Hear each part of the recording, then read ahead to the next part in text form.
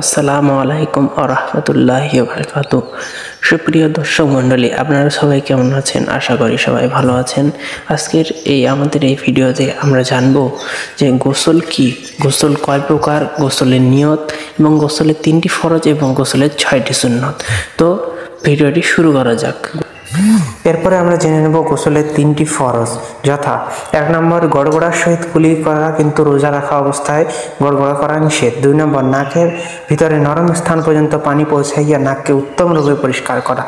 3 নম্বর মাথা থেকে পা পর্যন্ত সমস্ত শরীর পানি পৌঁছাইয়া ধৌত করা। উপরোক্ত 3টি ফরজের কাজের মধ্যে একটি কাজ ছুটিয়ে গেলে কিংবা শরীরের একটি পশমের শুকনা থাকলে গোসল শুদ্ধ হইবে না। গোসলের 6টি সুন্নত।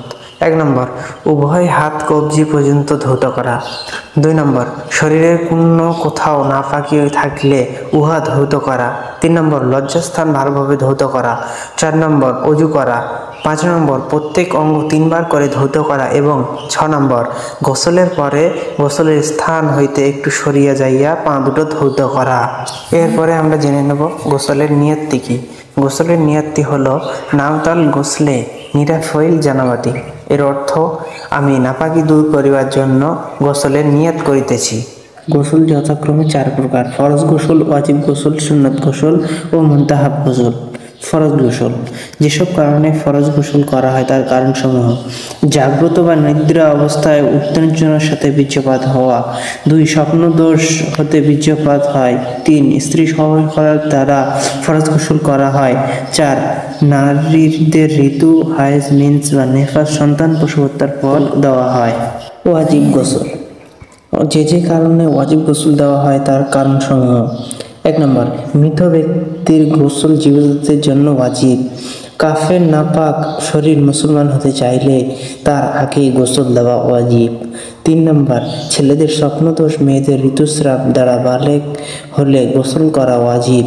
4 নম্বর বিধর্মী স্ত্রীলোক ঋতু বা নেফাস বন্ধ হওয়ার পর মুসলমান হতে চাইলে গোসল করা ওয়াজিব। সুন্নত গোসল। যে কারণে সুন্নত গোসল করা হয় তার কারণসমূহ: 1 নম্বর জুম্মার নামাজের জন্য গোসল করা। 2 নম্বর 2 ঈদের নামাজের জন্য গোসল করা। 3 নম্বর এহরামের পূর্বে গোসল করা। 4 নম্বর আরাফার ময়দানে অবস্থানের আগে গোসল করা। মুনতাহাব গোসল। 1 নম্বর শাবানের 15 তারিখে।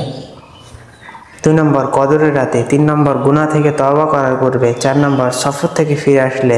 5 নম্বর মদিনার মুনওয়ারায় প্রবেশের পূর্বে। 6 নম্বর মক্কা থেকে মুকাররমায় প্রবেশের পূর্বে। 7 নম্বর মুজদালিফায় যাওয়ার পূর্বে। 8 নম্বর তওয়াফে জিয়ারতের পূর্বে।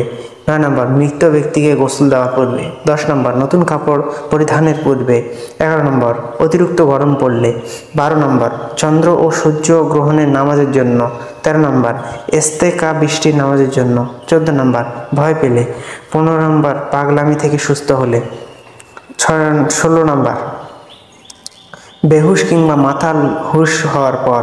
17 নম্বর পবিত্র অবস্থায় ইসলাম গ্রহণ করার পর গোসল করা মুনতাহাব, তবে নাপাকি অবস্থায় ইসলাম গ্রহণ করলে গোসল করা ওয়াজিব। 18 নম্বর প্রবল বাতাস প্রবাহিত হওয়ার সময়।